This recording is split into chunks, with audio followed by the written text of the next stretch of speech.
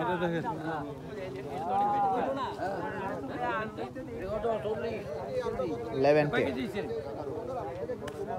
আচ্ছা ভাই একটু সবাই মনোযোগ দিই আমরা।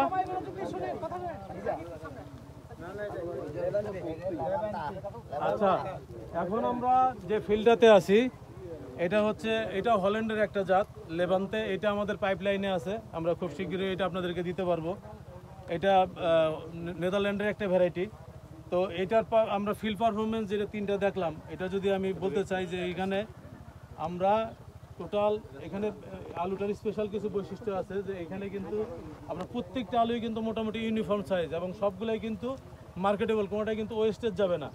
এবং শেপ দেখেন প্রত্যেকটা কিন্তু অবলং শেপ, লম্বাকৃতি শেপ, এবং এটা কিন্তু বাজারে সবচেয়ে আকর্ষণীয় এবং কালারটাও অনেক অ্যাট্রাকটিভ। এবং সবচেয়ে বড় সমস্যা যেটা যে স্ক্যাব যে রোগটা, মানে দাউদ যে রোগটা, এটাতে কিন্তু স্ক্যাব রেজিস্ট্যান্ট ভ্যারাইটি এটা।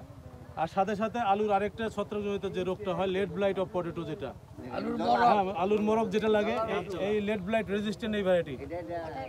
এটাতে কিন্তু দুইটাই স্পেশাল বৈশিষ্ট্য, একটা হচ্ছে লেড ব্লাইট রেজিস্ট্যান্ট আর একটা হচ্ছে স্ক্যাব রেজিস্ট্যান্ট, মানে দাউদ রোগ হবে না। আর এটা হচ্ছে এটাও খুব ইল বুস্টার, অত্যাধিক ফলন। তা আমরা এই 10 মিটার স্কোয়ারে এটার ফলন পেয়েছি 40.1 কেজি, মানে যদি আমি টনে কনভার্ট করি 40 টন পার হেক্টর। হ্যাঁ, এবং একরে হচ্ছে 16 টন পার একর, এবং বিঘায় হচ্ছে প্রায় 5.5 টন। তো এখন পর্যন্ত আমরা তিনটা ভ্যারাইটি দেখলাম। ডায়মন্ড যেহেতু 30 বছরের আগের ভ্যারাইটি, তারপরেও কিন্তু সেটা খুব ভালো পারফর্ম করতেছে। আর সাইডে আছে আপনার সানশাইন, যদিও অন্য জায়গায় এটা খুব ভালো পারফরমেন্স, কিন্তু আনফর্চুনেটলি এটাতে আমরা কম ফলন পেয়েছি। এবং আজকের এই তিনটার ইয়ার মধ্যে আমাদের লেভান্তের রেজাল্টটা আমরা সবচেয়ে বেশি পেয়েছি, এবং সেটা কিন্তু সব ধরনের বৈশিষ্ট্য। এটা 85 থেকে 90 দিনে হারভেস্ট করা যায়, এবং সবগুলোই এটা মেনলি হচ্ছে খাবার আলু হিসেবে ব্যবহার হয়। ইদানিং এটা এক্সপোর্টও হচ্ছে, এবং সবচেয়ে ভালো ভ্যারাইটি। এবং এটা যদি চাষ করা যায় একরে 10 থেকে 12 হাজার টাকা কৃষকের সেভ হয়, যেহেতু আপনার লেড ব্লাইট এই রোগটা লাগে না। তো মোটামুটি এই তিনটাই ভ্যারাইটি আমাদের ছিল আপনাদেরকে দেখানোর মতো।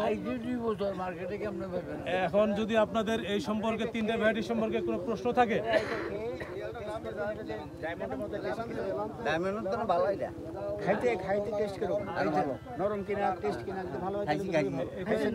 এটা স্যার ভালো, ওই ডায়মন্ডের তো ভালো, ওই যে নিজে সানশাইনের মতো।